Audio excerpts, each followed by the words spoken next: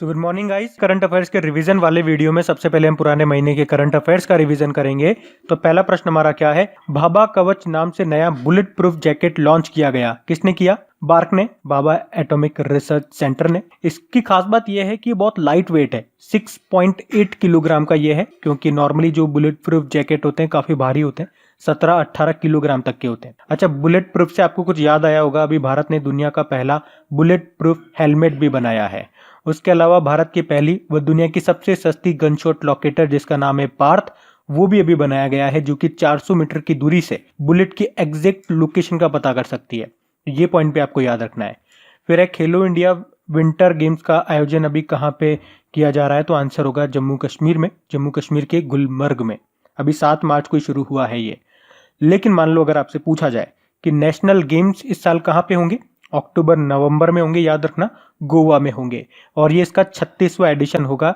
और अभी आपको याद हो तो इसका मैस्कॉट शुभंकर जारी किया गया था।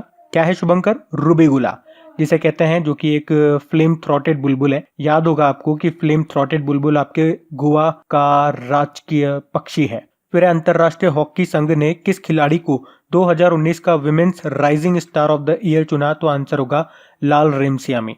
अच्छा, लाल रेमसियामी किस खेल से संबंध रखती है ये? तो ऑब्वियस सी बात है, इंटरनेशनल हॉकी संघ मैंने बोला, तो ये हॉकी प्लेयर है। और किस राज्य से हैं? तो मिजोरम से हैं।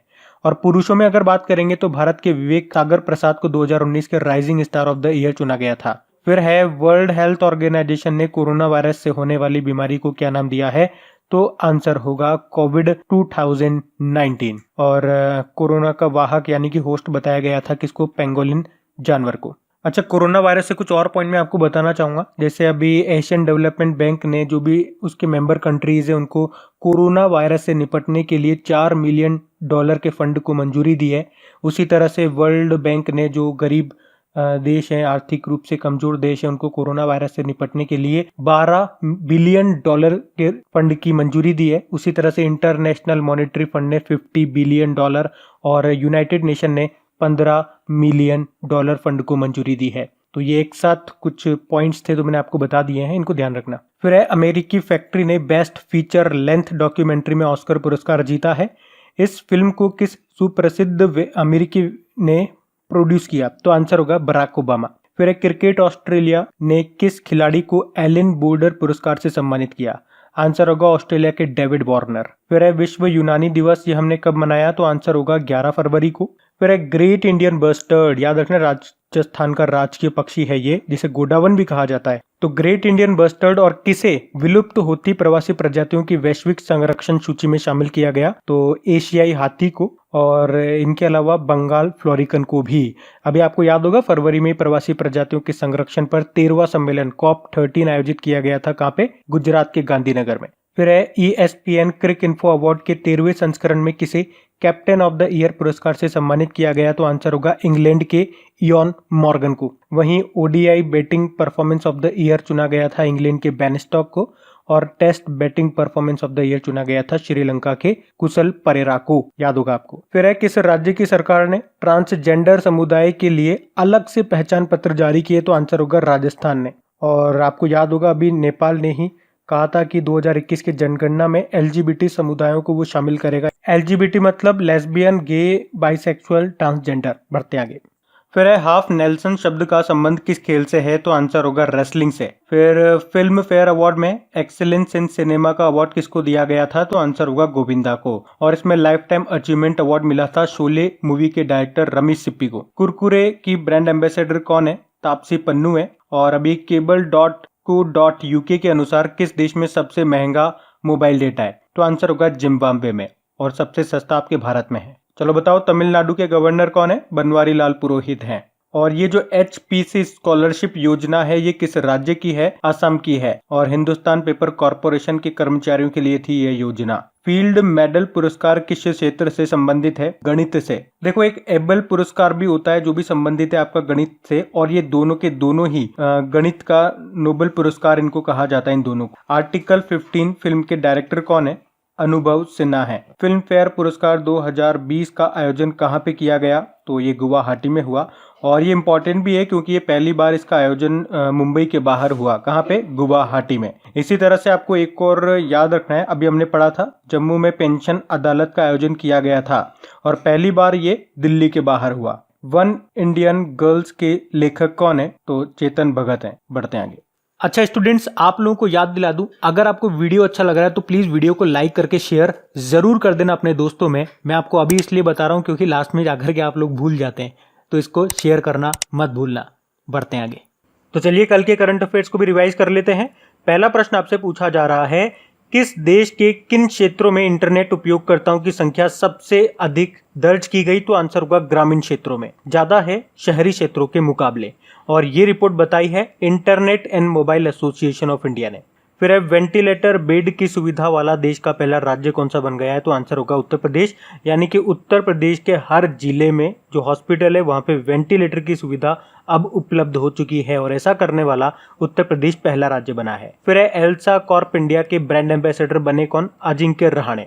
एल्सा ये इंग्लिश प्रोनाउंसिएशन को इम्प्रूव करने वाली एक मोबाइल एप्लीकेशन है। फिर है यूनाइटेड नेशन डेवलपमेंट प्रोग्राम जिसका हेडक्वार्टर नैरोबी केन्या में है, जिसके अध्यक्ष हैं इंगर एंडरसन। तो इन्होंने भारत की गुडविल एम्बेसडर का कार्यकाल अभी 2 साल के लिए बढ़ा दिया, यानी कि 2022 तक कर दिया। आपको उन गुडविल एम्बेसडर का नाम बताना है, तो आंसर होगा दिया मिर्जा।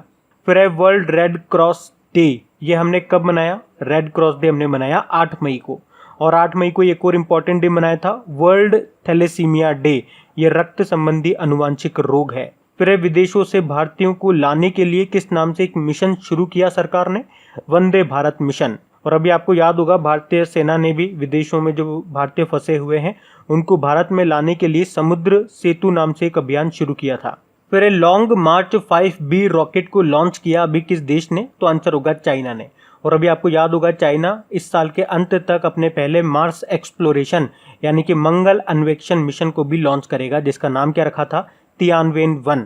फिर है विशाखापट्टनम में एलजी पॉलीमर प्लांट में अभी गैस रिसाव हुआ, गैस लीक हुआ। कौन सी गैस लीक हुई? तो स्टाइरीन, जिसे विनाइल बेंजीन भी कहते हैं। फिर है सेवानिवृत्ति आयु, यानी कि अभी किस राज्य ने जो सरकारी कर्मचारी होते हैं उनकी जो रिटायरमेंट एज है उसको 58 ईयर से बढ़ा करके 59 ईयर कर दिया। किस राज्य ने? तमिलनाडु ने। और उसके पहले आपको याद होगा अभी 1 आध महीने पहले पंजाब सरकार ने अपने कर्मचारियों की जो रिटायरमेंट एज है उसको घटा दिया था, 60 ईयर से 58 कर दिया था। फिर इंटरनेशनल एनर्जी एजेंसी जिसका हेडक्वार्टर पेरिस फ्रांस में है, उसकी अभी एक रिपोर्ट आई है और उसमें बताया कि भारत में ऊर्जा की मांग कितने प्रतिशत घट गई इस लॉकडाउन के कारण? तो 30%। फिर है किस राज्य के मुख्यमंत्री ने मुख्यमंत्री योग योजना शुरू की? तो आंसर होगा त्रिपुरा सरकार ने। इस योजना में क्या होगा? जो कॉलेज यूनिवर्सिटी के फाइनल ईयर के स्टूडेंट्स हैं उनको स्मार्टफोन खरीदने के लिए 5,000 रुपए देगी सरकार। फिर है फ्लिपकार्ट और मिंत्रा के CFO चीफ फाइनेंस ऑफिसर के रूप में किसे नियुक्त किया? तो आंसर होगा श्रीराम वेंकटरमण को। बढ़ते हैं आगे। तो चलिए अब स्टैटिक क्वेश्चंस की बात करते हैं। पहला प्रश्न है चमेरा बांध ये किस राज्य में है? ये हिमाचल प्रदेश में है आपका। उकई डैम, अच्छा डैम वाली शीट है ये, तो ये तो हम कई बार कर चुके हैं, आपको याद होंगे सारे। उकई डैम आपका कहाँ पर है, मतलब किस नदी पे पूछा जा रहा है? तो ताप्ती नदी में। कहाँ पर? तो आप बता ही सकते हो, गुजरात में है। अलमट्टी डैम ये आपका कर्नाटक में है, जो कि किस नदी पे है? ये कृष्णा नदी पे है। डलहस्ती डैम ये आपका चेनाब पे है और चेनाब आपकी जम्मू कश्मीर में है ये डैम। हीराकुद डैम आपको पता ही है, भारत का सबसे लंबा डैम कहा जाता है इसको, महानदी पे बना हुआ है उड़ीसा में। और इडुक्की डैम है आपका केरला में, पेरियार नदी के ऊपर है। भारत का सबसे ऊंचा डैम आपका तिहरी डैम है, उत्तराखंड में है और किस नदी पे है? तो भागीरथी नदी पे है। लखवार डैम आपका कहाँ पर है? ये आपका है उत्तराखंड में और यमुना नदी पे है ये। दुधवा डैम आपका किस नदी पे पूछा जा रहा है? तो महानदी पे है। और ये दुधवा डैम आपका कहाँ पर है? ये पड़ेगा आपका छत्तीसगढ़ में। फिर है भाखड़ा नांगल बांध, ये आपका नदी किस में, कौन सी नदी पे है? सतलज नदी पे है, हिमाचल प्रदेश में आता है ये। बढ़ते हैं आगे। तो इम्पोर्टेंट डेज की बात करेंगे तो पहला प्रश्न है वर्ल्ड हेपेटाइटिस डे हमने कब मनाया? तो आंसर होगा 28 जुलाई को। इसकी थीम क्या रही थी? इन्वेस्ट इन एलिमिनेटिंग हेपेटाइटिस, और इसमें मेजबान देश था पाकिस्तान। और 28 जुलाई को ही क्यों मनाते हैं? क्योंकि हेपेटाइटिस बी वायरस की खोज की थी साइंटिस्ट डॉक्टर बारूक ब्लमबर्ग ने और उनका जन्म हुआ था 28 जुलाई को, इसीलिए। फिर है विश्व बाघ दिवस, वर्ल्ड टाइगर डे हमने मनाया 29 जुलाई को। राष्ट्रीय प्रसारण दिवस, नेशनल ब्रॉडकास्टिंग डे, ये मनाया 23 जुलाई को। फिर अंतरराष्ट्रीय चैरिटी दिवस 5 सितंबर को मनाया गया। और 5 सितंबर को आपको याद होगा नेशनल टीचर डे भी मनाते हैं हम, डॉक्टर सर्वपल्ली राधाकृष्णन जी के जन्मदिन को।